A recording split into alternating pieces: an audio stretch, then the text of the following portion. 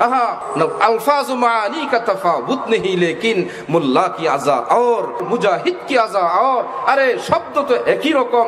বেলাল যখন আজান দেয় সে আজানে প্রাণ কেড়ে নিয়ে যায়। আর বেতনভুক্ত দুনিয়াদার কোনো মৌলভী সাহেব কিংবা মুয়াজ্জিন আজান দেয়, হ্যাঁ বোঝা যায় একটা আজান দিছে। আর কোন আল্লাহ দেওয়ানা যখন আশহাদু আল্লা ইলাহা ইল্লাল্লাহ বলে, দিল से जो बात निकलती है असर रखती है पर नहीं ताकत परवाज मगर रखती है। বড় পীর আব্দুল কাদের জিলানী মজলিসে আসলেন। ওনার আগে ওনার ছেলে দীর্ঘ বয়ান করছেন, অনেক সাহিত্যপূর্ণ ভাষা দিয়ে, অনেক রেফারেন্স দিয়ে, দলিল প্রমাণ সবগুলো মানুষ ঠাই বসে আছে। হযরত জিলানী আসলেন, বললেন যে ভাই আমি তো রাতে সাহরি খাওয়ার জন্য ভাবছিলাম, একটু দুধ রাখছিলাম, এই সেই দুধটা বিড়ালে খেয়ে ফেলছি। এটাও কোনো কথা? আহা, এইটুকুন কথা শুনেই মানুষের মধ্যে কান্নার রোল, চিৎকার। আহা, আমাদের হযরত সাহরি খেতে পারেন নাই, আহা বিড়াল দুধ খেয়ে ফেলছে। রুমে যাওয়ার পর ওনার ছেলে বললেন, বাবা এই লোকগুলো কি পাগল নাকি?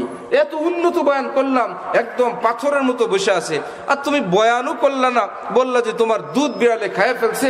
এর শুনে কান্না করা লাগে।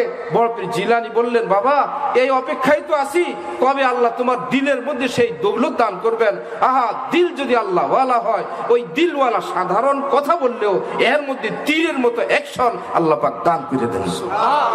আর যদি দিল দুনিয়াওয়ালা হয়, লোভওয়ালা হয়, দুনিয়ার কোন স্বার্থওয়ালা হয়, হাজার বয়ান করে, কি ব্যাপার, এক কানে ঢুকে আরেক কান দিয়ে বাইরে যায়। আমার শেখ বিশ্ববিখ্যাত হুজুর আরে বিল্লাহ হযরত আকদাস মাওলানা শাহ আব্দুল মতিন সাহেব দামাত বারাকাতুহুম বলেন, ওহো মাঠ কাঁপানো বক্তা হইছো, মানুষের মাথা গরম পড়া বক্তা হয়ে গেছো, এলাকা এবং দেশ কাঁপায় ফেলছো। আরে মিয়া, এত কিছু কাঁপানোর দরকার নাই, আল্লাহর আরশ কাঁপায় দাও, কাজ হবে।